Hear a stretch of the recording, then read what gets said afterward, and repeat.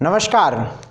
नव वर्ष की शुभकामनाओं के साथ आप सभी को सादर प्रणाम करता हूं और आप सबके समक्ष उपस्थित हूं यह बताने के लिए कि जो नया साल आ रहा है 2022 वो कैसा रहने वाला है, कौन सी स्थितियों को लेकर आने वाला है, ग्रहों की स्थितियां कैसी होंगी और आपके जीवन पर उसका कैसा प्रभाव पड़ेगा।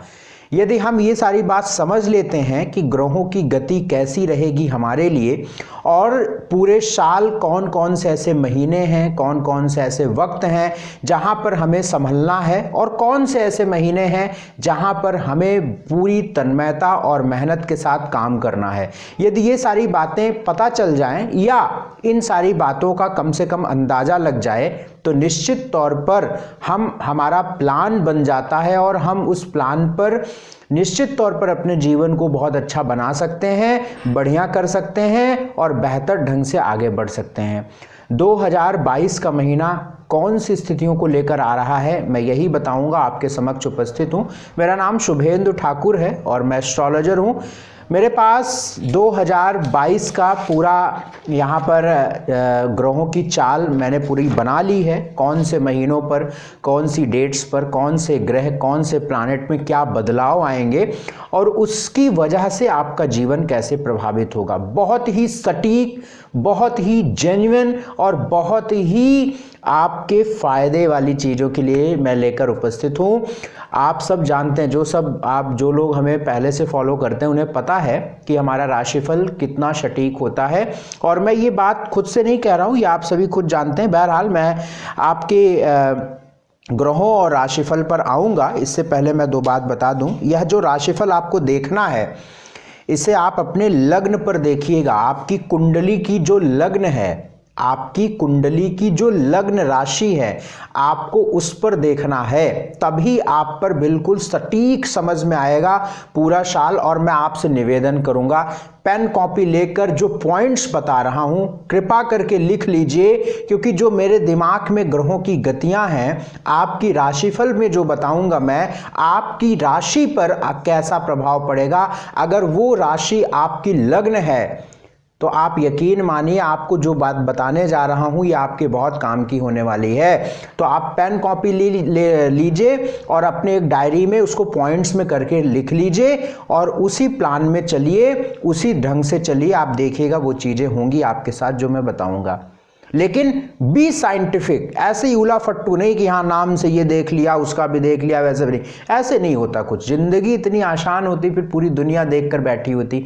मैं उन चीज़ों की बातें बताता हूँ जो आपको समझना बहुत ज़रूरी है। मैं उन बातों की चर्चा करता हूँ जिसे समझकर आप अपना धन, अपनी मेहनत और अपने समय को मिनिमाइज कर सकते हैं, बचा सकते हैं।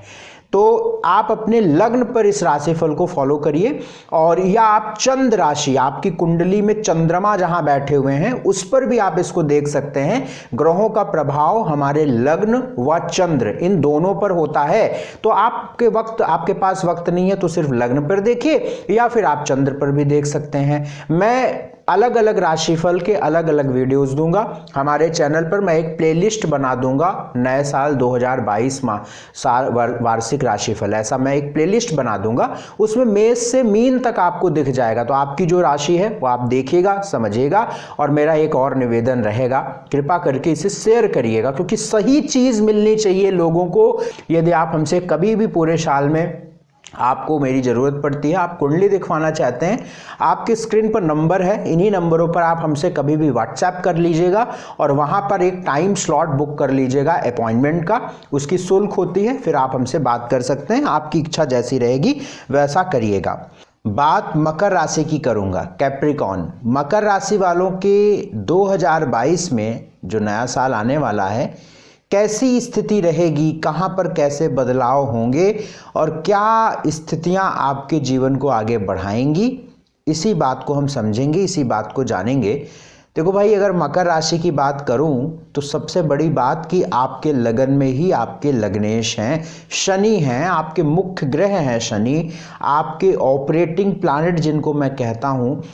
आपके लगन में ही बैठे हुए हैं, आपकी राशि में ही हैं, मकर राशि वालों के आपकी राशि में ही हैं, शनि आपकी राशि में ही हैं। ये बात बहुत अच्छी है, बहुत बढ़िया है, निसंदेह ये बात बहुत विशेष है, ये बहुत खास है। आपको साढ़े साती भी चल रही है, ये बात आप जानते हैं, मिड फेज की साढ़े साती है और अभी लगभग 3 साल साढ़े साती अभी और रहेगी। लेकिन चूंकि आपके मुख्य ग्रह ही शनि होते हैं और अगर आपकी कुंडली में शनि थोड़े बहुत ठीक ठीक स्थिति में भी हैं तो साढ़े साती से आपको कोई डरने की या चिंता करने की आवश्यकता नहीं है। लेकिन यदि आपकी कुंडली में शनि खराब हैं, मंगल की राशि में हैं, नीच राशि के हैं, कर्क राशि या चंद्रमा के प्रभाव में हैं, या आपके सूर्य की राशि या सूर्य के प्रभाव में हैं, तो साढ़े साती से चिंता की आवश्यकता है, चिंता करने की बात है। लेकिन अगर शनि आपके बाई बर्थ अच्छे हैं और आपकी मकर लग्न है, खास तौर से अगर खास तौर से आपकी लग्न मकर है तो आपको साढ़े साती से कोई बहुत विशेष चिंता करने की बात नहीं है।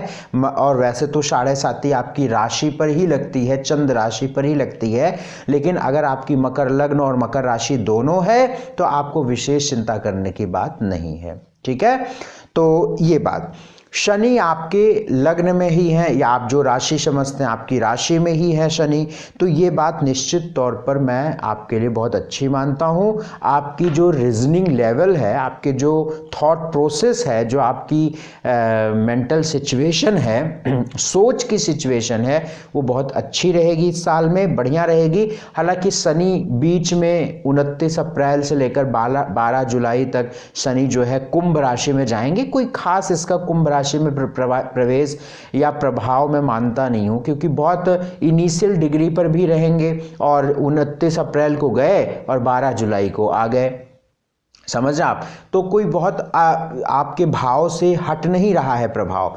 लेकिन बात यहां पर तब होती है 12 जुलाई के बाद, या मैं यहां पर जो मैं देख रहा हूं शनि जो है 5 जून के बाद से, 5 जून के बाद से बहुत बहुत ये खास लाइन बोलने वाला हूं। 2022 में मकर लग्न या मकर राशि आपकी है, ये बात तो आपको क्लियर हो गई ना कि आपकी राशि पर ही साढ़े साती लगती है। मैं लग्न की बात नहीं करूं, बट लग्न और राशि इन दोनों की मैं राशिफल बता रहा हूं। अगर आपकी लग्न मकर है या मकर राशि है तो ये आपको समझना है, लेकिन आपको साढ़े साती राशि से ही लगेगी। लेकिन अगर आपकी मकर लग्न मकर राशि दोनों है और अगर आपका शनि अच्छा है तो साढ़े साती से चिंता की आवश्यकता नहीं है। और अगर आपकी मकर राशि भी है और शनि अच्छे हैं आपकी कुंडली में, लग्न कोई भी हो, तो भी आपको साढ़े साती से बहुत परेशान होने की जरूरत नहीं रहेगी। लेकिन अगर शनि गड़बड़ है तो परेशान होने की जरूरत है। अब जो बात मैं कहने वाला हूं 2022 में मकर राशि वालों के लिए 5 जून के बाद, ये बहुत खास लाइन है, 5 जून के बाद जब शनि वक्री होंगे तो आपके लिए कठिनाइयां शुरू होंगी। जो चीजें बड़ी आसानी से मिल रही थीं, जो चीजें 10 कदम पर चलने से मिल रही थीं, वही चीज अब आपको कम से कम 30 कदम चलने पर मिलेगी। कब? 5 जून के बाद। 5 जून के बाद सिचुएशन टफ हो जाएगी, कठिन हो जाएगी, क्योंकि शनि की जो चाल है वो बहुत फास्ट हो जाएगी। तो 5 जून के बाद अगर शनि के प्रभाव को देखा जाए और 24 अक्टूबर तक, 5 जून से 24 अक्टूबर तक अगर मकर लग्न या मकर राशि वालों की स्थिति देखी जाए तो बहुत मेहनत के बाद ही चीजें मिलेंगी, बहुत एफर्ट से मिलेंगी और बहुत ज्यादा प्रयासों के बाद ही मिलेंगी। अगर मैं मकर लग्न है या मकर राशि है आपकी, अगर पूरा जमा जोड़ अगर देखूं, अन्य ग्रह बुध की देखूं, राहु की देखूं, बृहस्पति की देखूं, तो 2022 आपके लिए कोई बहुत खास स्थिति नहीं ला रहा है। उसके कई रीजन हैं, जैसे 17 मार्च के बाद राहु का प्रवेश आपके सुख स्थान पर हो जाएगा, केतु का प्रवेश आपके कर्म स्थान पर हो जाएगा, चतुर्थ भाव सुख का होता है, चतुर्थ भाव प्रॉपर्टी जमीन जायदाद का होता है, दसम भाव करियर का होता है, और करियर के स्थान पर केतु जब आ जाएंगे तो चीज़ें आसान नहीं होंगी, चीज़ें टफ होंगी, चीज़ें ऑब्स्ट्रक्शन वाली होंगी, करियर में भी रुकावटें, काम में रुकावटें, परेशानियां, स्ट्रेस, टेंशन, मानसिक अवसाद, इस तरीके की सिचुएशन देखने को मिलेगी। लेकिन आपको भयभीत नहीं होना है, आपको घबराना नहीं है, आपको परेशान नहीं होना है। जो लास्ट में उपाय मैं बताऊंगा वो उपाय करिएगा। अब थोड़ी मेहनत तो करनी पड़ेगी, लेकिन जो बात मैं आपको बता रहा हूं ये बिल्कुल करेक्ट है, बिल्कुल सत्य है, क्योंकि 13 मार्च के बाद राहु चतुर्थ भाव में आएंगे और केतु आपके दशम में आएंगे। अभी तक राहु और केतु की सिचुएशन आपके लिए बहुत अच्छी थी, धन के मामलों को लेकर बहुत अच्छी थी, क्योंकि 11वें भाव में केतु का होना ये अच्छा होता है। लेकिन अब आपके कर्म स्थान पर केतु जाएंगे, तुला राशि में केतु जाएंगे, तो आपको थोड़ी सी दिक्कत मिलेगी।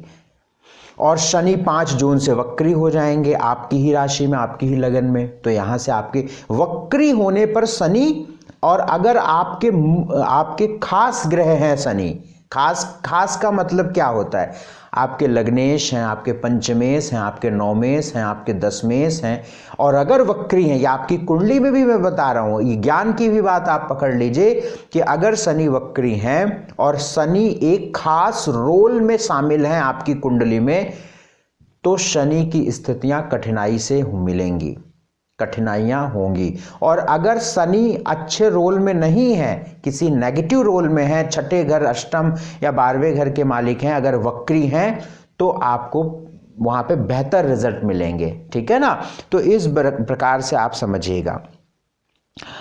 अगर मैं यहाँ पर कुछ महीनों की बात करूँ, वैसे बृहस्पति जो है आपके तीसरे भाव में प्रवेश करेंगे, तो मकर राशि वालों के लिए 13 अप्रैल के बाद, तो यहाँ पर आपके धन खर्च भी कम होंगे, और घूमने टहलने या फॉरेन आदि की ट्रैवल, या आप कुछ ऐसा बाहर जाना आना चाहते हैं तो इसमें योग बन रहे हैं। जनवरी, फरवरी, मार्च, मई, जून, अक्टूबर और नवंबर, जनवरी, फरवरी, मार्च, मई, जून, अक्टूबर, नवंबर, ये महीने आपके लिए अच्छे हैं, बढ़िया हैं, खास हैं, बेहतर हैं। और अगर मैं स्वास्थ्य की बात करता हूं तो 5 जून के बाद, अगर मैं स्वास्थ्य के एस्पेक्ट से 2022 को देखता हूं मकर लग्न या मकर राशि वालों के लिए, तो 5 जून के बाद आपके स्वास्थ्य का ध्यान रखना पड़ेगा, आपको रखना पड़ेगा। 24 अक्टूबर तक जब तक शनि वक्री रहेंगे, हेल्थ में कुछ ना कुछ दिक्कतें आपको दिखेंगी, कुछ ना कुछ समस्याएं दिखेंगी। चिंता करने की बात नहीं है, उपाय करिएगा, स्ट्रेस लेने की कोई ज़रूरत नहीं है। वेल्थ की बात करता हूँ, धन की बात करता हूँ, तो आपके धन को लेकर अगर मैं देखता हूँ तो 11वें घर का मालिक मंगल है और धन भाव का मालिक शनि है। अगर मंगल की स्थिति देखता हूँ इस साल में, तो मुझे यहाँ पे दिखती है कि इधर आपके जून में, अगस्त में चीज़ें ठीक मुझे दिख रही हैं, इधर आपके जनवरी, फरवरी में भी चीज़ें ठीक दिख रही हैं। कैप्रिकॉर्न का मंगल रह रहा है अप्रैल तक, तो सामान्यतः धन को लेकर ठीक है। बस 5 जून के बाद एफर्ट ज़्यादा करने पड़ेंगे, खींचतान होगी, और धन निवेश भी बहुत सोच समझ के करिएगा। बाकी धन को लेकर ठीक है, धन आता रहेगा। एजुकेशन की बात करता हूँ तो एजुकेशन के लिए आपके लिए बहुत बेहतर है, क्योंकि आपके एजुकेशन से राहु हट रहे हैं। और अगर एजुकेशन को देखा जाए तो जून जुलाई का महीना बहुत खास मैं देख रहा हूं, क्योंकि वहां पर शुक्र आपके वृषभ राशि से गुजर रहे हैं। तो मैं समझता हूं कि एजुकेशन के लिए यह साल अच्छा रहेगा। और ख़ास तौर से 17 मार्च के बाद की मैं बात कर रहा हूं, जब राहु आपके 5th हाउस से निकल जाएंगे। भाग्य आपके लिए लगभग 65% रहेगा। नौकरी की अगर बात करता हूं तो नौकरी में थोड़ी सी दिक्कतें, परेशानियां 17 मार्च के बाद आएंगी। दशम भाव पर केतु रहेगा। ऐसा नहीं कि चीज़ें आप होंगी नहीं, ऐसा नहीं कि आपको नौकरी नहीं मिलेगी, ऐसा नहीं कि आपको तरक्की नहीं होगी, लेकिन केतु है, जो चीज़ एक बार में हो जाती है, केतु या राहु या मैलेफिक इम्पैक्ट होने पर बहुत प्रयास करने पड़ते हैं।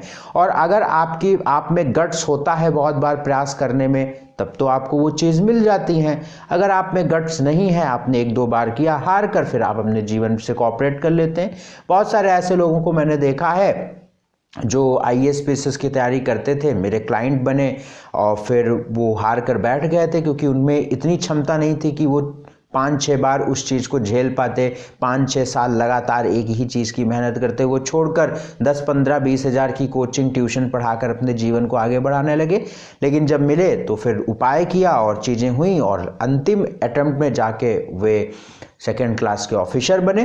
तो बहुत सारी ऐसी पॉसिबिलिटीज़ निकल कर आती हैं कि आप में अगर आपकी कुंडली में योग हैं, लेकिन कुछ ऐसे प्लैनेट्स हैं जो चीज़ें होते होते रह जाती हैं, अगर आप उन चीज़ों को रोक लें, अपने अन्य बेनिफिक प्लैनेट को मजबूत कर लें, तो एक पुशअप बन जाता है और आप उस चीज़ को क्रॉस कर जाते हैं जो आप अपनी ज़िंदगी में चाहते हैं। तो नौकरी को लेकर थोड़ा सा ऑब्सेशन रहेगा, लेकिन मेहनत करने के बाद सफलता मिलेगी। बिजनेस को लेकर भी थोड़ा सा रुकावटें देखने को मिलेंगी, लेकिन मेहनत के बाद सफलता मिलेगी। सोशल स्टेटस सामान्य रहेगा। मैरिटल लाइफ की बात करें तो मकर राशि वालों के योग बिल्कुल बन रहे हैं 13 अप्रैल के बाद, जब बृहस्पति मीन में प्रवेश करेंगे। तो वैवाहिक जीवन बेहतर या होने के योग बिल्कुल आपके 13 अप्रैल के बाद दिख रहे हैं। और राहु जो है आपके 5वें भाव से 17 मार्च के बाद निकल जाएगा, तो प्रेम या लव लाइफ में चल रहे संकट भी दूर हो जाएंगे, परेशानियां दूर हो जाएंगी। अपने मन से आप विवाह करना चाहते हैं तो हो जाएगा। उपाय के तौर पर यहाँ पे बहुत जरूरी है उपाय करना। पूरे साल आप एक नियम बनाइएगा, हर शनिवार को शनि मंदिर जाएं, एक सरसों के तेल का दीपक प्रज्वलित करें, कुछ देर वहां पर शनि के मंत्रों का जाप कर सकते हैं, कोई भी जो आपकी इच्छा हो, और कुछ पके हुए भोजन का दान अंधों या गरीबों में कर दिया करिएगा। ऐसा आपको बहुत हेल्प मिलेगी। एक और उपाय यहाँ पे मैं बताऊंगा, कृपा करके नोट करिए, और ये उपाय आपके जीवन को बहुत सरल बनाएंगे। मैं ये नहीं कहता हूँ कि बिना मेहनत के कुछ मिलेगा, कतई नहीं मिलेगा। आप चाहे जो कर लें, मेहनत तो करनी ही पड़ेगी। अब मैं इस समय जब शूट कर रहा हूं, रात के लगभग 11:15 बज रहे हैं, ठीक है। तो दिन भर अपॉइंटमेंट्स में रहता हूं, रात में वीडियोस शूटिंग में रहता हूं, तो मेहनत तो करनी ही पड़ेगी। मेहनत तो सबको करनी पड़ेगी, बहुत करनी पड़ेगी। जितनी बड़ी तरक्की पानी है उतनी बड़ी मेहनत करनी पड़ेगी, उतनी लगन से मेहनत करनी पड़ेगी। तो सबको करना है मेहनत। तो गणेश अथर्वशीर्ष का पाठ आपको बहुत हेल्प करेगा आपको आगे बढ़ाने में। गणेश अथर्वशीर्ष का पाठ करिए, और सात्विक आहार यदि आप लेते रहेंगे, नॉनवेज तो बिल्कुल नहीं खाना। मकर लग्न या वृषभ लग्न वालों को, कुंभ लग्न वालों को तो नॉनवेज जहर साबित होता है, जिंदगी तहस नहस करके रख देता है। कोई भी इंसान क्यों ना हो, बड़े से बड़ा, छोटे से छोटा, नॉनवेज मत खाएं भाई। नॉनवेज खाएंगे तो जिंदगी डिस्ट्रॉय हो जाएगी, एकदम थर्ड क्लास की जिंदगी देखेंगे। तो मांस नहीं खाना है।